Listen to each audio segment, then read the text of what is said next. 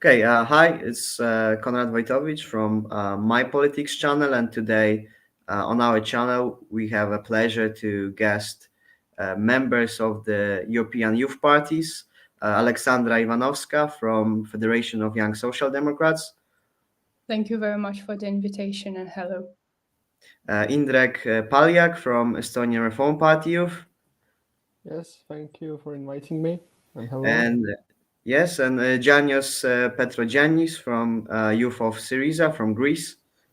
Thank you very much. I'm glad to be here. Greetings to all. And today's topic is social versus laissez-faire economy, a very hot topic in contemporary politics. So we shall start with the first question, since one of the conflict point in social versus laissez-faire economy is the state regulation. And do you believe that the economy needs extensive state regulations in terms of free market and free market economy? And the first speaker would be Aleksandra Iwanowska from Federation of Young Social Democrats. The floor is yours. Okay, thank you very much. Yes, I actually do believe that the current globalized capitalistic economy needs extensive state regulation. The way I would explain it to my views to everyone watching is that capitalism in itself is a wild and anti-humanistic system, and it needs to be tamed by the government in all areas in which it's functioning, and it's functioning right now in every area of our lives, and we're so used to it by now in our neoliberal dogma and the functioning of the state that we do not necessarily recognize the impacts of it, and usually they are the negative ones. Thank you. Thank you very much. And the next speaker would be Indrek Paljak from Estonia. The floor is yours. Yeah, thank you. Well, in my opinion, when we talk about this topic, it's important to recognize how much innovation comes from the private sector, and due to this, the main two parameters that need to be taken into account when looking at regulation are basically making sure that monopolies are not created and consumer protection. But at the same time, when regulations get too tough, then it's possible that some kind of favoritism arises when some sectors are punished because they might be deemed unsuitable for certain politicians due to their personal preferences or connected to where they get their funding from, for example. So in some areas, the free market is a better regulator, and but that only works as long as monopolies aren't created, and it can be seen how when monopolies arise, then the quality of services goes down because there is no competition there.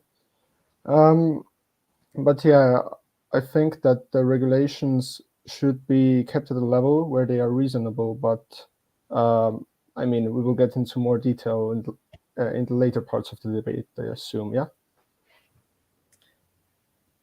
Okay, thank you very much. And the last speaker answering the first question is Janios Petrogiannis from Youth of Syriza. The floor is yours. Thank you. Yes, I strongly believe that the economy needs extensive state regulation. I believe that in European economy, we have to apply extensive state regulation among all economic units, especially in multinationals and public limited companies. We all know that the free market without any regulation causes economic issues like inflation, stagnant inflation, or declines, like Great Depression, which happened in 1929. The economy needs state regulation because the power of demand and supply can make the economy and prices substantially. And overall, we all know that the important purposes of the European Union is price stability. Even Keynes' theory talks about regulation. As aggregate demand is volatile, the economy often faces ineffective microeconomic effects in the form of economic downturns when demand is low, and inflation when demand is high. and that it can be mitigated by economic policy reactions, in particular monetary policy by the central bank and fiscal policy actions by the government, which can help stabilize output during the business cycle. A typical example we face is the increase in the price of the megawatt that the financially weakest cannot afford, and selling should be included in its price. Okay, thank you very much. And there was one advert from Alexandra to Indrek's answer. The floor is yours, Alexandra. Yes, thank you very much. Well, I do agree with you on your levels of regulation and innovation. However, I only agree with your views on a textbook level of it. Whereas in economics textbooks, we could have observed for the past 20 or 30 years how beautifully the study of economics has been reduced and mathematized to suit the academic explanation of it. The reality simply does not work this way. The free market itself, and it's empirically stated that the free market itself has in its nature the monopolization of firms and the market. So the free market itself cannot give us competition, the protection of consumers' rights, and extending that for further, we cannot give the protection of workers' rights in that sense when we have monopolies created. When looking, for example, at the airline market, 90% of international airways is owned by free people, and those companies compete with it themselves, and this is when the prices actually go up. So what was referred by my colleague speaking previously, we need to ensure, and by regulation, we ensure price stability. And we ensure it not only on the national, but most importantly on the international level in bodies such as the European Union. So the argument of competition being guaranteed by the forces, by the invisible hand of Adam Smith, is really not the reality. Yes, thank you. And now, Indrek, you have a right to respond to Alexandra. The floor is yours. And when I talked about monopolies and how they affect the consumers negatively, then I would basically include in that these kind of cartel agreements when you only have a few companies that dominate the space in which, for example, airlines or whatever, you can put Google and Facebook into there as well. And the thing is that a single country cannot really control these multinational companies in the traditional sense. So these kinds of regulations to these companies need to be created on EU level and also in cooperation with other worldwide organizations, also cooperating with the USA, for example. And because we have really seen that these companies have become so powerful that they are basically as powerful as some smaller or medium-sized countries when we look at simply how large their budgets are, for example. So it's only appropriate when a larger group of countries bond together and create more effective legislation against these companies. That's all from me for now. Okay, thank you. And that concludes our first issue in this debate. So we shall move forward to the next topic about taxation. So in taxation, we differentiate three main types of taxation. There's flat taxation, regressive taxation, and progressive taxation. Also states enact different taxation margins in terms of specifically progressive taxation. But there's a question to what extent states or stakeholders should promote progressive taxation, should be really progressive, or should be rather flat taxation? And that is the question from me. And we shall start from Janos Petrogiannis from Youth of Syriza. The floor is yours. Thank you. I'm in favor of progressive taxation in income, property, and heritage. The purpose of taxation is the funding of public goods like public schools, public hospitals, transfer, and payments like pension. The cost of all this comes from the people's taxation. With a progressive taxation, the people who have bigger income contribute more in the cost of for the public goods. The people who have lower income contribute less. In this way, the state set restrictions in the accumulation of wealth in some economic units, and we all know that this is the more serious cause of economic inequality. And when we have economic inequalities, the cohesion of society is distributed, and occur phenomena like criminality, poverty, wretchedness. The social welfare are very low in this situation. Thank you. And now it's time for Indrek's answer. The floor is yours.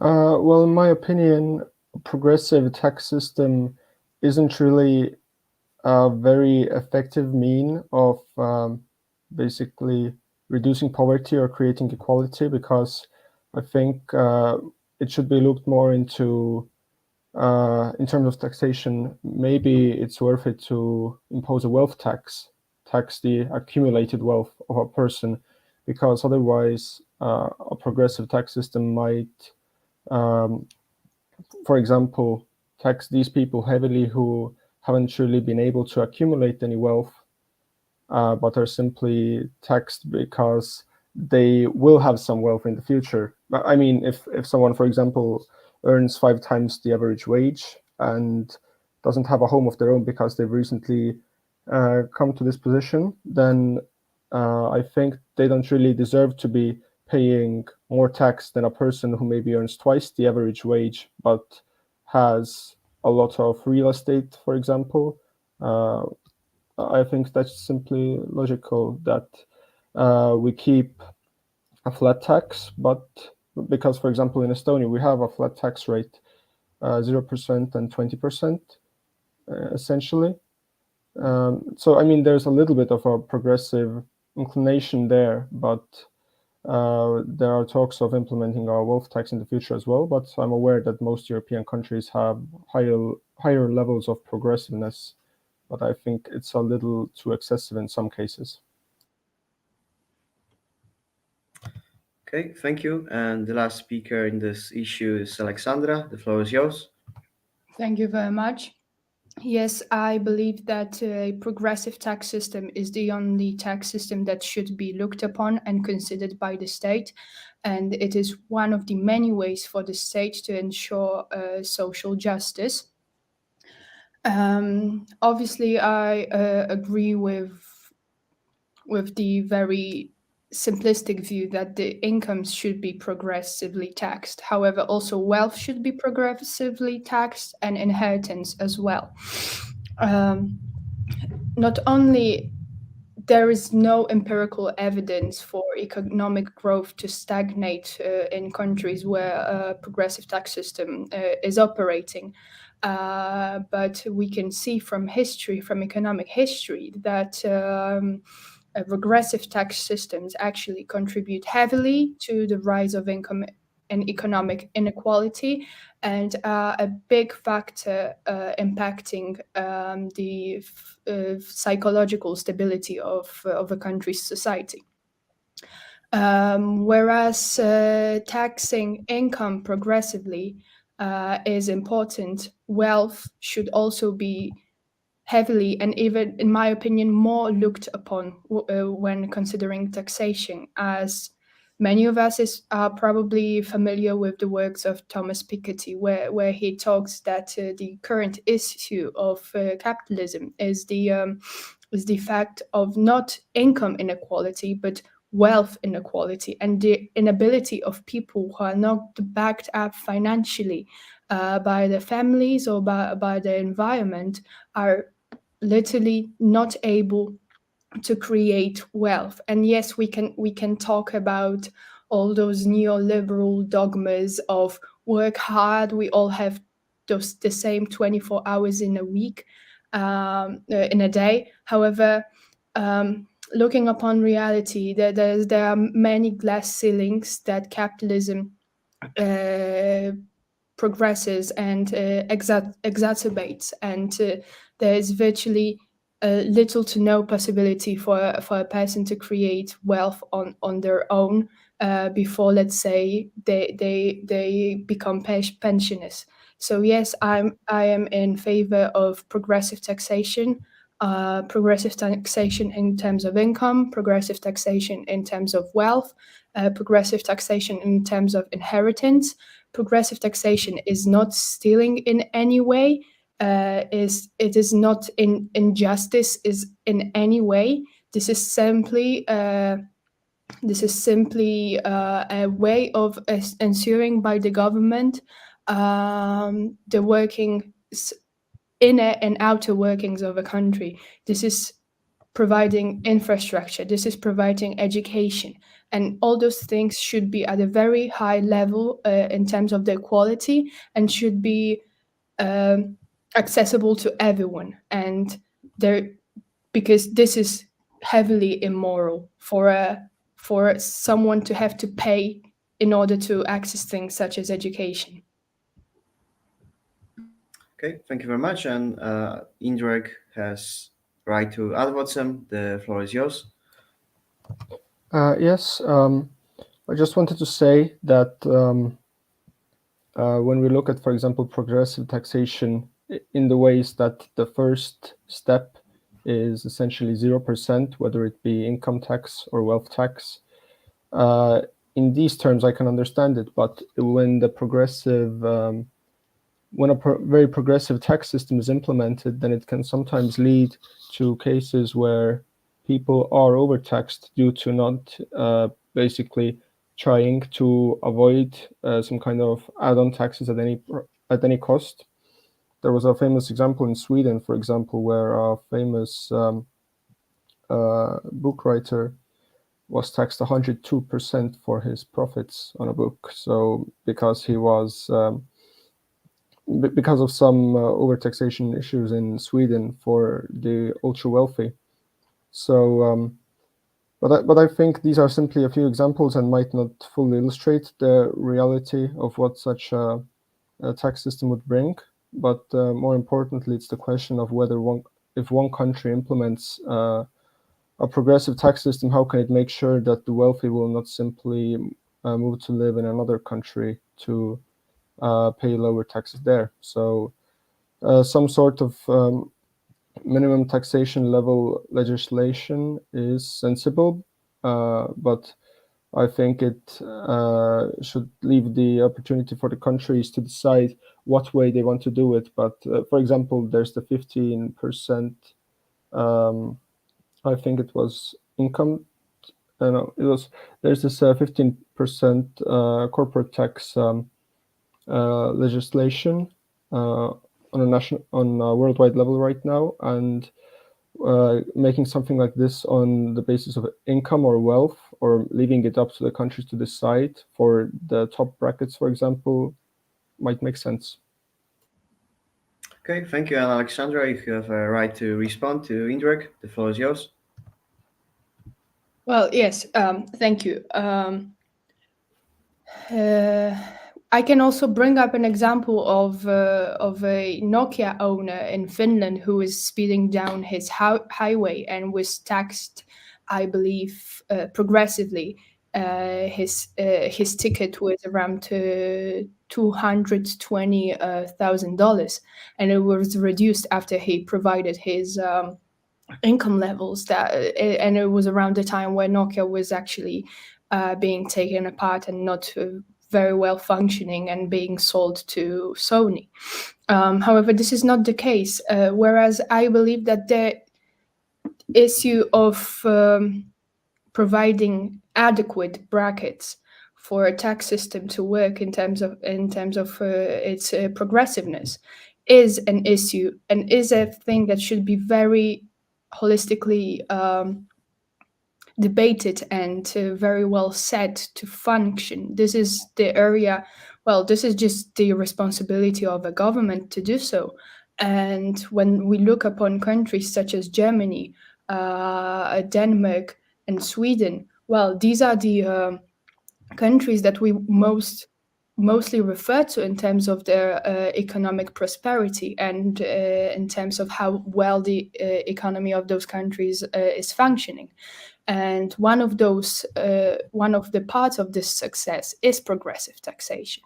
And obviously it will differ from state to state.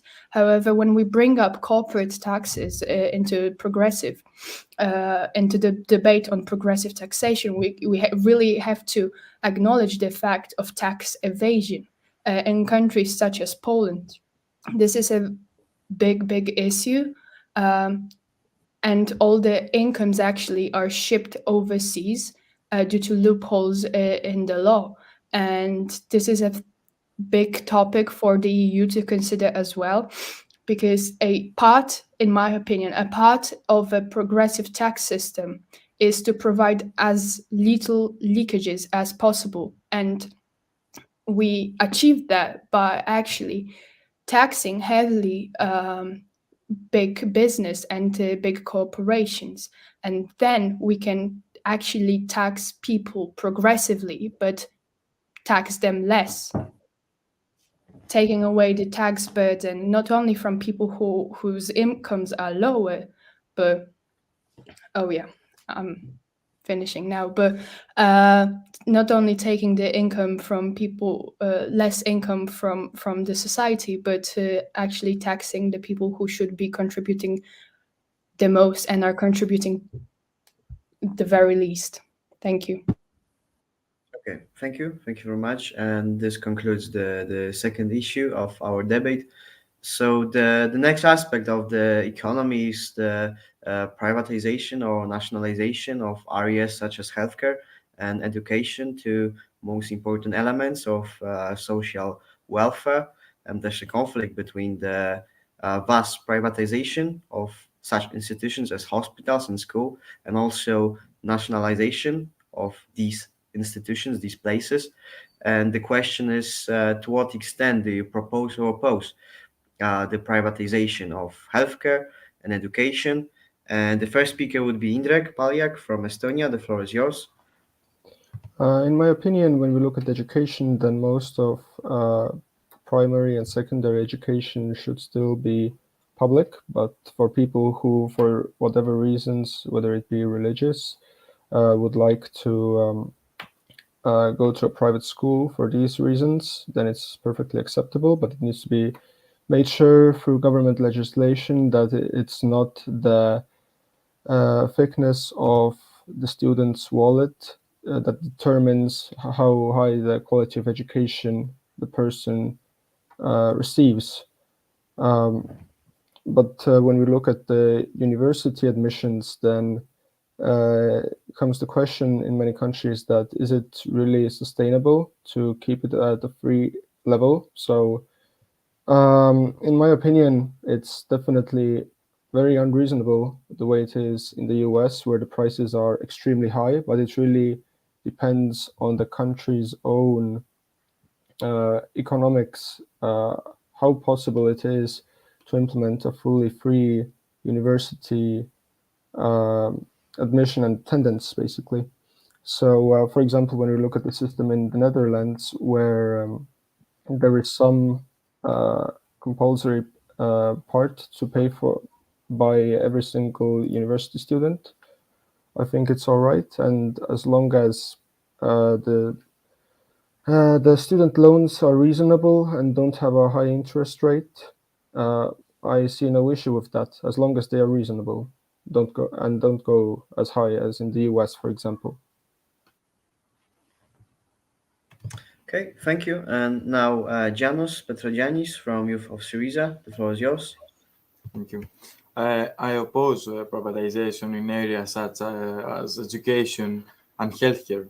I believe that these very significantly public goods must be free and offered in the members of society only by the state. The European states must not exclude their citizens from the benefits of these public goods. We can't have an elite that they are educated and very qualified, and on the other hand, people that illiterate because they haven't enough money to afford their education. Putting money criteria for people's admission to universities and schools, it is a social injustice, and again, the social cohesion is disrupted. About healthcare, I believe that we must have free medical services. Going through a coronavirus pandemic, these 2 years, we understand that all people without exception must have free healthcare. It's the most serious public good that the country can provide to their citizens. It cannot have a price.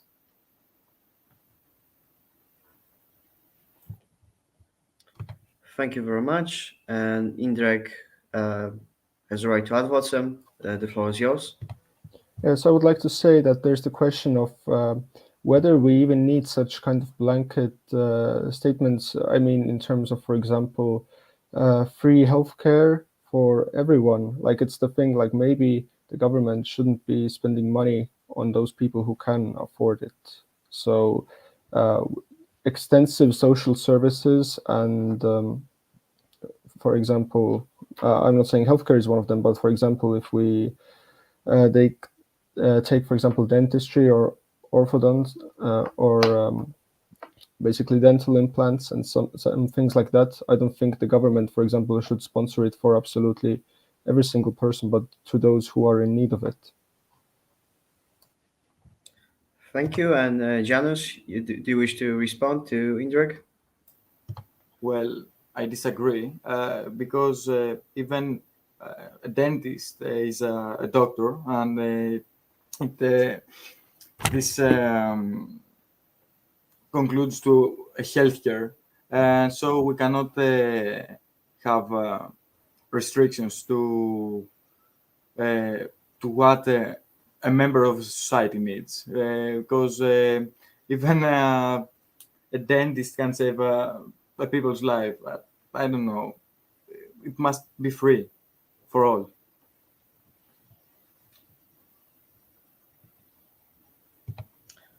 Okay, thank you. And the last person answering the third question is Alexandra. The floor is yours. Thank you very much. Yes, I agree with Janice in the sense of that there should be no elite, and privatization of areas of the economy, such as education or the health system, is a very big step towards creating such an elite. And I also disagree in the sense of having certain reasons or brackets and arguments against someone who can benefit from government-funded healthcare or education, in the sense that we cannot value people's lives, and this is in fact ensuring people's welfare, and this is the responsibility of the state. To take an example from Poland, during the rule of the civic platform, many hospitals have been closed down, especially hospitals in smaller cities, which heavily contributed to big hospitals that were left being overworked, understaffed. The pays have also decreased for nurses. People are less likely right now to choose such a job, and perpetuating, and this is in fact perpetuating the holes in our health system. And in terms of the quality of healthcare has also decreased in that sense, and this is not a way for a state to function, to purposefully have people exempted from the access of healthcare, or having to worry whether there will be a transport available for them to go to a hospital if urgent. And in terms of education, providing good quality, competitive state education that is free is, in my opinion, vital, not only to create a conscious society, but also a very adaptive workforce, as well as this is just one of the ways of ensuring a human right, well, providing education. And privatization of schools is creating inequalities in itself. We give people more opportunities, in a sense, if they are financially backed to attend a school that is private and deemed usually better than the state one. And this is not a way for a state to function, basically. Thank you. Thank you. And Indrek, you can have your right to answer. The floor is yours. Yeah, I would like to simply mention that considering what the wages can be in the public or private sector for medical employees, it sometimes seems that when it's a very heavily public-leaning system, then the wages might start going down, and the medical employees might be going to work in other countries. We've seen it in all over Eastern Europe, where many medical experts have been going away to Western Europe. And so it needs to be made sure that they receive an adequate wage, which is many times the national average, because yes, they are tasked with saving lives in many cases. So it sometimes might not be at the helm of the state to basically have the capacity to pay all of these people such a wage that every single doctor would be on a state's wage. That would mean that the taxes would need to be very excessive. And I mean, even if there's a more private system, then the only way I could imagine, like if we did have a more insurance-based system, or if insurance-based systems were more prevalent in Europe, then the only way it would work would be if it doesn't take into account the kind of things you are born with, the disabilities, but the ones that have come due to the, for example, not exactly environment, but due to personal behavior, that you would need to pay for these costs, which would promote people to behave healthier, for example. Thank you. And Alexandra, do you wish to respond? Yes, I do wish to respond. I see lack of logical train of thought in your response. Yes, this is a fact that countries in Eastern or Central Europe have been for the last 30 years experiencing brain drainage. But whereas this can be fulfilling for an individual to be provided with better pay when exercising one of the freedoms of movement in the European Union. This is terribly damaging to the country and its economy, and this should not be the way we are functioning. It is not because people should not leave the country they were just born in, but it is the state's responsibility for people not to feel obliged to do so, to have a decent standard of living. And yes, we are competing with Western economies. And yes, we are a smaller economy, but this is the reason why we should look upon the state in the economy and providing good infrastructure even more closely. Yes, we are running behind. However, this is also the responsibility, and actually has been exercised by the European Union to level out those differences. And it's been done quite remarkably in the last few decades. But this is definitely not a way for a government and a state and a country, in fact, to function. Thank you. Thank you. And now the final topic of our today's debate, the introduction of other social welfare programs. In many countries, many states introduce such programs as benefits for children, the homeless, the unemployed, and so on. And from the libertarian point of view, many libertarians, for example, oppose introductions of any such welfare programs, and in more statist, leftist states, such benefits and such social welfare programs are introduced to the most extent. And the question is, to what extent do you propose or oppose the introduction of such different various welfare programs? And the first person would be Alexandra Ivanovska. The floor is yours. Thank you. Yes, I believe in the social welfare programs. For example, in Poland, the 500 plus has empirically lifted many people out of poverty and made the functioning of families more adapted to the current economic situation. However, giving money out simply is not necessarily the answer to all the problems we are facing. Sorry, in terms of inequality. Social welfare programs are necessary. Social welfare programs are necessary for everyone, for incoming parents, for people in the crisis of homelessness, for people with disabilities, and the people who take care of them.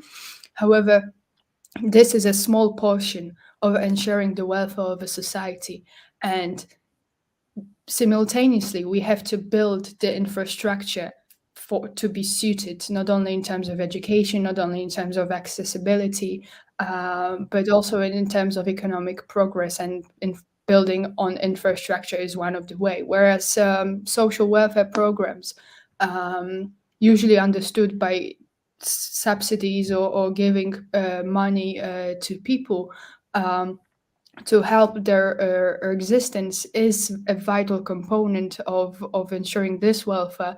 It's not the only answer. Well, this is a short-term answer, but it can only end up successfully when we have the infrastructure built accordingly with it in the long term. So, for example, whereas we have the 500 plus, which is helpful, has been helpful, and if a left government comes to power in Poland, this will be upkept.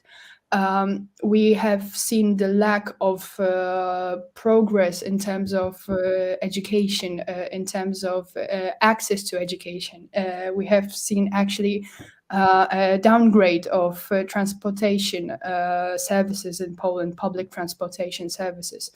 And this is contributing to the immobility of people, to many less initiatives being undertaken by people.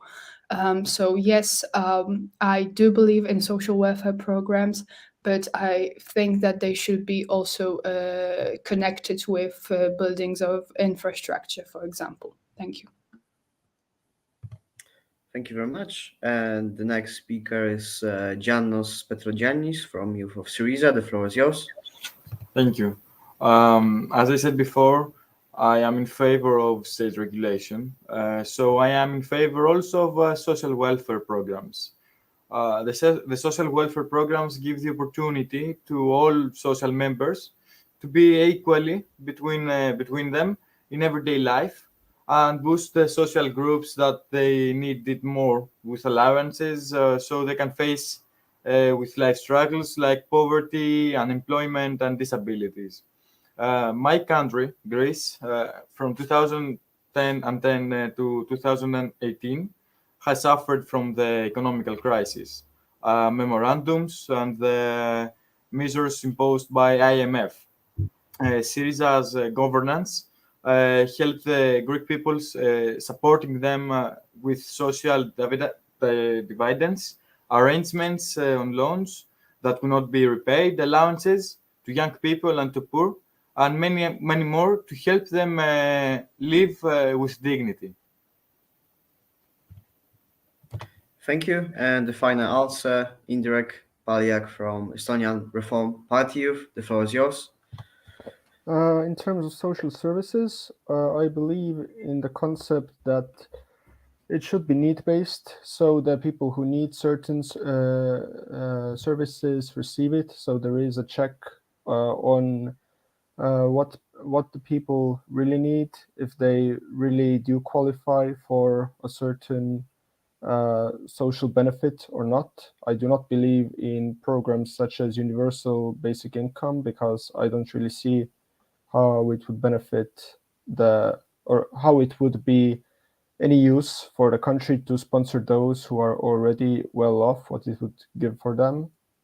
It simply would not make sense. So simply the need-based nature of it is the main thing that needs to be done. And I mean, obviously reducing unemployment and or those who are unemployed, make it possible for them to receive benefits for some time, or those who are studying, they should receive some monetary benefits while they are studying, for example. I support it, but always the question is how much it's going to cost and where the source of money is going to be, what will it be funded from.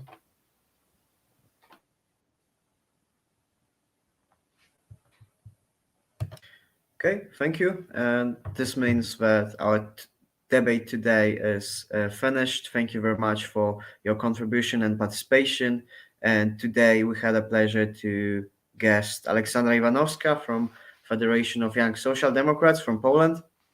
Thank you very much for your invitation once again. Thank you for having me. Thank you to my co-debaters, and thank you to everyone watching.